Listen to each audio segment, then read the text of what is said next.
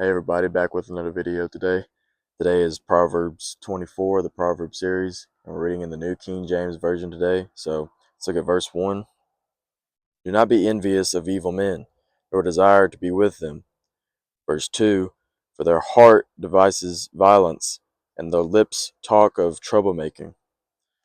So don't want what an evil man wants. Don't engage with them or try to fit in with them. You want to be set apart from them, to be sanctified, to be set apart.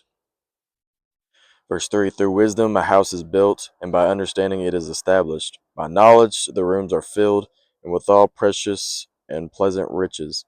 So, wisdom and knowledge build and establish you as a person. And with that comes pleasant riches, not physical, but like eternal riches. Verse 5. A wise man is strong, yes, a man of knowledge increases strength. Verse 6. For by a wise counsel you will wage your own war, and in a multitude of counselors there is safety. And we look at verse 7. Wisdom is too lofty for a fool. He does not open his mouth in the gate. Verse 8.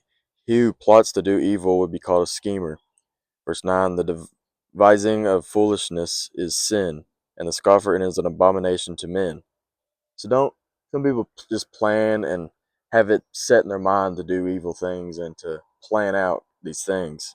And it's foolishness, it's sinful, and it's abomination to people. Not only to God, but to people. Verse 10, if you faint in the day of adversity, your strength is small. So if you give up easily in the day of, if you're having a hard day or going through hard trials and you just give up and you just sit there and don't do anything about it, your strength is small. But we must rely on the Lord's strength. Verse 11, deliver those who are drawn toward death and hold back those stumbling to the slaughter. Verse 12, if you say, surely we did not know this, does not he who weighs the heart consider it? He who keeps your soul, does he not know it? And will he not render to each a man according to his deeds? So what this is saying is we need to help those who are going down the wrong path, going down this path of wickedness and sinfulness, leading them to death, and to hold them back from stumbling. So uplift people and set them on the righteous path. And God knows if, he weighs your hearts. Did you try to help somebody? Did you judge them and condemn them yourself when you're not the judge? Verse 13, my son, eat honey because it is good, and the honeycomb which is sweet to your taste. Verse 14, so shall the knowledge of wisdom be to your soul.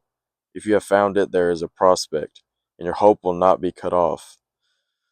So hold on to what is good, and take it all in. If it is good, take it all in, and your hope will not be cut off. Verse 15, do not lie in wait, O wicked man, against the dwelling of the righteous. Do not plunder his resting place. Verse 16, for a righteous man may fall 7 times and rise again, but the wicked shall fall by a calamity. Verse 16 is a very important verse.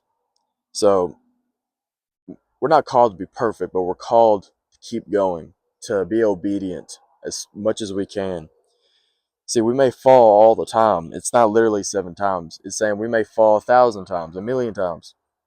What matters is that you keep going. You don't give up. You keep going in that path of righteousness. See, the wicked man, they stay in that sin. They dwell in it. They roll around in it, and they don't care. They're comfortable in it. But no, a righteous man, when they fall, they get back up and keep going. With the power of Christ that's in us, we go with that power, and we keep going. We don't sit in shame. We need to keep going at all times. Verse 17, do not rejoice when your enemy falls, and do not let your heart be glad when he stumbles. Verse 18, lest the Lord see it, and it displease him, and he turn away his wrath from him. So let the Lord take care of your enemies. Don't set your heart out to have them destroyed. Just be kind to them. Be kind to them, and let the Lord take care of it. Verse 19, do not fret because of evildoers, nor be envious of the wicked.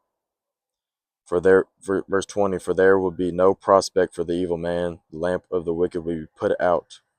So again, don't be envious of sinners and evil things.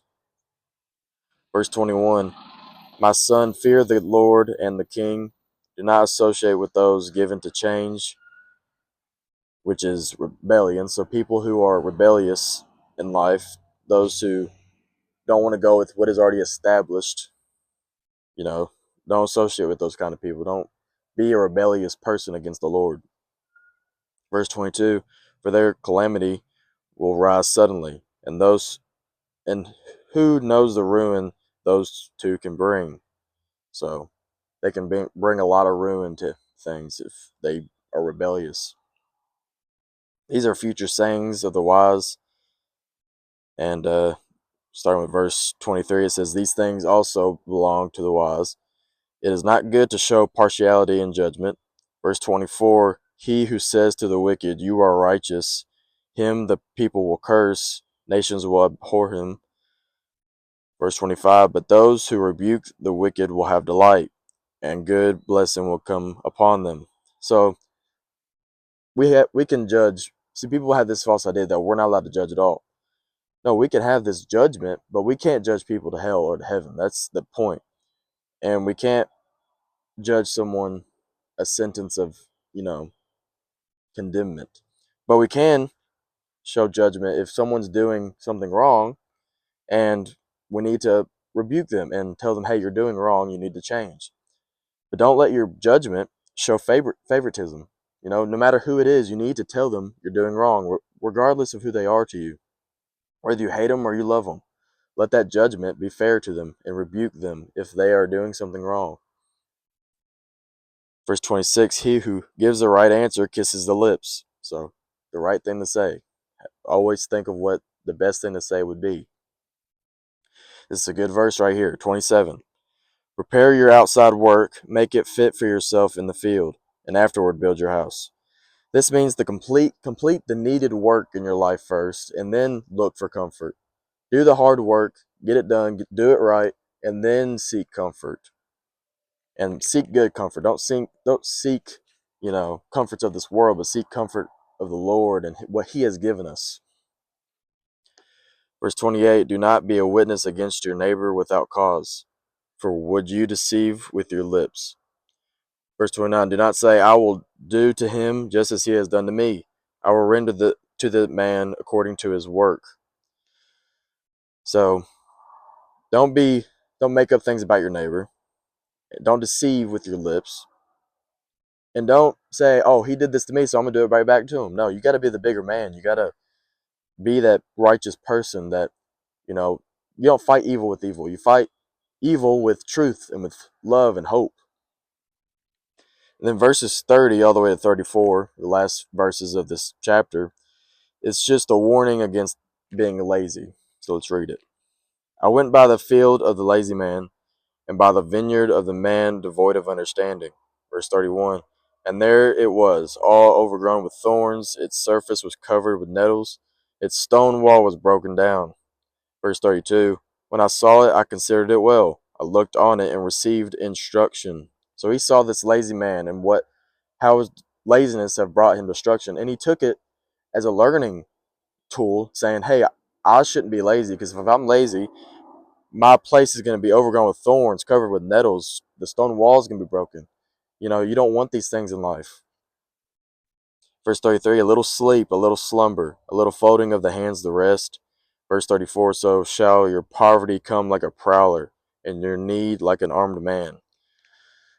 Laziness, if you're lazy in life, all these issues are going to come after you it's going to be sudden and immediate. You need to work hard and maintain things, keep things clean and right, and just put work into everything you do. And that's the end of Proverbs chapter 24. And I'll see you tomorrow for Proverbs chapter 25. God bless.